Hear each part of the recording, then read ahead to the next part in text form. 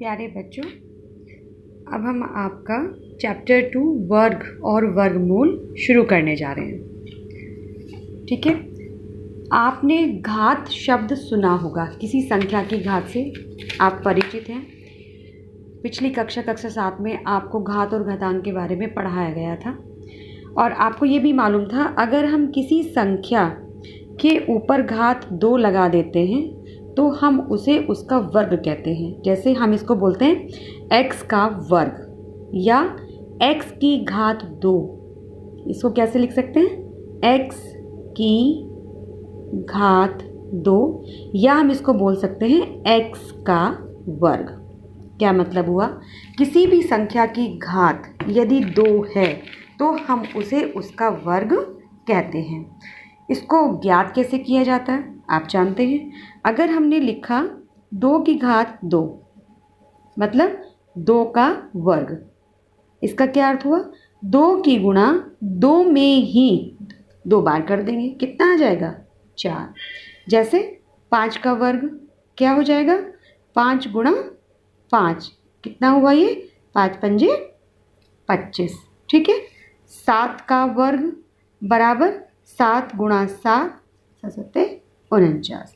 आपको समझ आ गया होगा कि किसी भी संख्या का वर्ग निकालने के लिए उसी संख्या में हम उसकी 2 बार गुणा कर देते हैं, तो जो प्राप्त संख्या आपको मिलेगी उसे हम उस संख्या का वर्ग कहते हैं। किसी संख्या की घात 2 को उस संख्या का वर्ग कहा जाता है।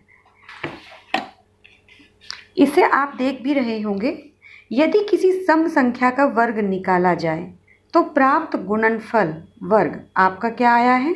सम संख्या आएगा। यदि आप किसी विषम संख्या का वर्ग निकालेंगे तो उसका गुणनफल, उसका वर्ग क्या आएगा? विषम संख्या। अतः किसी भी सम संख्या का वर्ग निकालते हैं तो वह सम संख्या आती है, और किसी विषम संख्या का वर्ग निकाला जाता है तो वह विषम संख्या आती है। ठीक है, अब हम आपको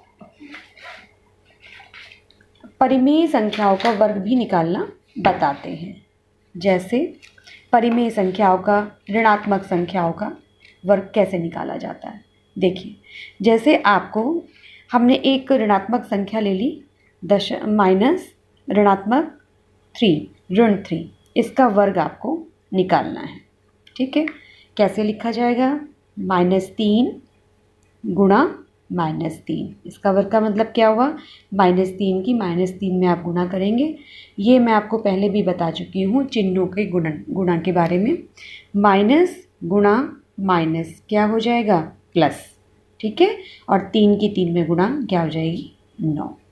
इससे और भी निकालिए, -10 का वर्ग आपको निकालना है। -10 गुणा -10 बराबर माइनस गुणा माइनस प्लस और 10 का वर्ग 100। ठीक है, आप क्या देख रहे हैं? कितने भी आप ऋणात्मक संख्याओं के वर्ग निकालें तो वो हमेशा धनात्मक ही आएगा। अतः कोई वर्ग संख्या, किसी संख्या का, किसी भी ऋणात्मक पूर्णांक संख्या का आप वर्ग निकालते हैं तो वह सदैव धनात्मक संख्या आएगी। शून्य का वर्ग क्या होगा? शून्य ही होगा। शून्येतर पूर्णांक मतलब कोई भी ऋणात्मक संख्या अगर आप लेते हैं उसका वर्ग निकालेंगे तो हमेशा एक प्राकृतिक संख्या प्राप्त होगी। ठीक है, अब हम आपको परिमेय संख्याओं का वर्ग निकालना बताते हैं। जैसे आपको 4/5 एक परिमेय संख्या है का वर्ग ज्ञात करना है। कैसे लिखेंगे? 4/5 गुणा 4/5। ठीक है, अंश के अंश में गुणा कर लीजिए 16, हर की हर में गुणा कर लीजिए 25, क्या आ जाएगा? 16/25। यदि आपको -5/3 का वर्ग निकालना हो, कैसे करेंगे? -5/3 गुणा -5/3, माइनस गुणा माइनस प्लस 5 गुणा 5, 3 गुणा 3, 5 पंजे 25 और 3 से 3 की गुणा करेंगे तो 9। ठीक है, आपको परिमेय संख्याओं का वर्ग निकालना आ गया है। परिमेय संख्याओं के जो वर्ग होते हैं हमेशा धनात्मक परिमेय भिन्न ही प्राप्त होगा आपको। और वर्ग परिमेय संख्याओं के वर्गमूल बताएंगे आपको कल। अब आप देखिए, यदि आपसे कहा जाए, कोई संख्या आपको दे दी जाए और आपसे पूछा जाए क्या यह एक पूर्ण वर्ग संख्या है, तब आप कैसे करेंगे। जैसे एक संख्या आपको दी गई 225 और आपसे पूछा जा रहा है कि क्या ये पूर्ण वर्ग संख्या है। पूर्ण वर्ग संख्या का मतलब कि वह संख्या आपको निकालनी है जिसमें उसी की गुणा करने पर आपको 225 प्राप्त हो जाए। बहुत आसान तरीका है। 225 के अभाज्य गुणनफल निकाल लीजिए आप। ठीक है, 2 से नहीं कटेगा, 3 से कट जाएगा। 3 सत्ते 21, 3 पंजे 15, फिर 3 दूनी 6, 3 पंजे 15। अब ये 5 से कटेगा, 5 पंजे 25, 5 एकम 5।